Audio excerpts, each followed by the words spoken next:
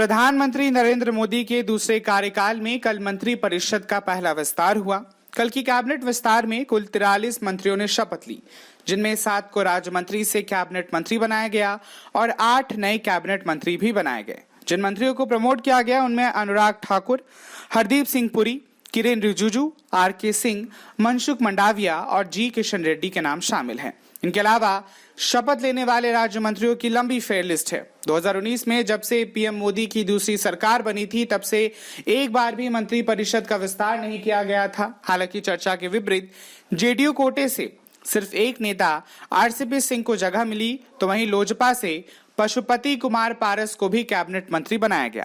अब आपको बताते हैं कि इन मंत्रियों के पास कुल कितनी प्रॉपर्टी है। इसमें सबसे पहला नाम आता है नारायण राणे का। मार्च 2018 में महाराष्ट्र से राज्यसभा के लिए उम्मीदवारों ने नामांकन भरा था। उसमें 88 करोड़ की संपत्ति वाले महाराष्ट्र के पूर्व मुख्यमंत्री नारायण राणे का भी नाम शामिल है। उन्होंने अपने पास कुल 88 करोड़ रुपए की संपत्ति बताई थी। खुद राणे के पास 9.68 करोड़ रुपए की चल संपत्ति थी, जबकि उनकी पत्नी नीलम राणे के पास 18.98 करोड़ रुपए की प्रॉपर्टी थी। 68 वर्षीय राणे के पास तब 6.53 करोड़ रुपए के हीरे और जवाहरात थे।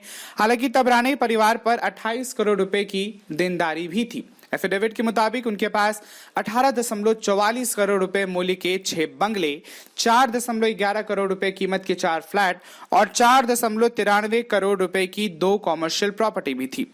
8 जगहों पर उनके पास 56.76 एकड़ खेती लायक जमीन थी, जिसकी अनुमानित कीमत 3.62 करोड़ रुपए बताई गई थी, जबकि वो 4,17,128 वर्ग फीट गैर कृषि भूमि के भी मालिक थे, जिसकी कीमत तकरीबन 8.5 करोड़ रुपए बताई गई थी।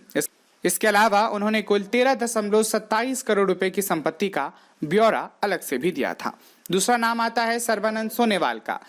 इस साल असम विधानसभा चुनाव के दौरान राज्य की माजुली सीट से पर्चा दाखिल करने वक्त असम के पूर्व मुख्यमंत्री सर्बानंद सोनोवाल ने अपनी कुल संपत्ति 3.17 करोड़ रुपए बताई थी। 60 साल के सोनोवाल ने तब 1.14 करोड़ रुपए की चल और 2.2 करोड़ रुपए की अचल संपत्ति का ब्यौरा दिया था। उस समय उनके पास 38,02,500 रुपए बैंक में थे, जबकि उस वक्त 40,000 रुपए के आसपास उनके पास कैश भी था।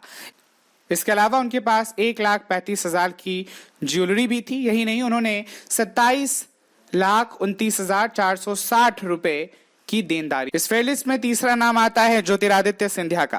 कांग्रेस छोड़कर भाजपा में आए ज्योतिरादित्य सिंधिया ग्वालियर राजघराने से आते हैं, इसलिए प्रॉपर्टी के मामले में वे अपने दूसरे सहयोगी पर भारी पड़ सकते हैं। पिछले साल राज्यसभा का नामांकन भरते हुए उन्होंने अपनी सालाना कमाई 1,54,80,100 रुपए बताई थी, जबकि उनकी पत्नी प्रियदर्शनी राजे की सालाना कमाई तब 4,75,240 रुपए और उनके बेटे की 2,07,510 रुपए थी।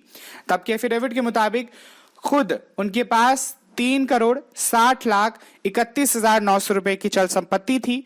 सिंधिया की ओर से उनके हलफनामे में घोषित पैतृक संपत्ति 45.34 करोड़ रुपए थी, जबकि कुल पैतृक अचल संपत्ति 3 अरब रुपए की थी। तभी उन्होंने विभिन्न बैंकों में 3,02,28,252 रुपए और उनकी पत्नी ने 6,62,492 रुपए जमा कर रखे थे। इसके अलावा उनके बेटे ने 12,14,622 रुपए और उनकी बेटी ने 2,29,114 रुपए बैंकों में जमा कर रखा था। सिंधिया ने अपने हलफनामे में घोषित किया था कि उनके पास 12,65,05,183 रुपए का सोना और 16,34,94,692 रुपए की चांदी है, जो उन्हें विरासत में मिला है। मुंबई के समुद्र, जिसकी कीमत 31 करोड़ रुपए बताई गई थी। उनके पास ग्वालियर के जय विलास पैलेस में 40 एकड़ जमीन है, जिसकी भी कीमत तकरीबन 2 अरब रुपए के आसपास है। इसके अलावा उनकी दर्जनों जमीन है, दर्जनों प्रॉपर्टी है, जिसमें रानी महल, हिरनवन कोठी, रैकवेट कोर्ट, शांति निकेतन, छोटी विश्रांति, विजय भवन, तमाम ऐसे नाम।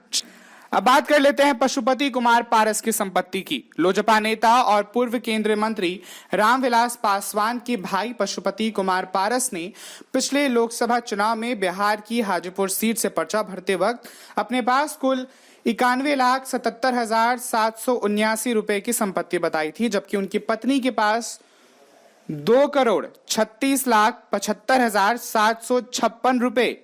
इसके अलावा उनके बेटे के पास 37,40,204 रुपए। अब बात कर लेते हैं अनुप्रिया पटेल की संपत्ति पर। उत्तर प्रदेश के मिर्जापुर से भाजपा की सहयोगी पार्टी और अपना दल से सांसद अनुप्रिया सिंह पटेल ने 2019 के लोकसभा चुनाव के दौरान चुनाव आयोग को अपने पास कुल 85,32,580 रुपए की चल संपत्ति होने की जानकारी दी थी, जबकि उनके पति आशीष कुमार सिंह के पास कुल 3,68,083 रुपए की चल संपत्ति थी। वहीं अचल संपत्ति की बात करें तो अनुप्रिया के पास 1,36,00,000 रुपए की संपत्ति थी, तो वहीं उनके पति के पास 44 लाख रुपए की। हालांकि अनुप्रिया पर 18,05,603 रुपए की देनदारी भी थी। इसी के साथ स्पेशल रिपोर्ट में सिर्फ इतना ही। आपके साथ मैं पीयूष प्रदर्शी लेता हूं आप सबसे अलविदा। बाकी हर लेटेस्ट अपडेट्स के लिए यूथ वॉइस के फेसबुक पेज और यूट्यूब चैनल को लाइक, शेयर और सब्सक्राइब जरूर करें। नमस्कार।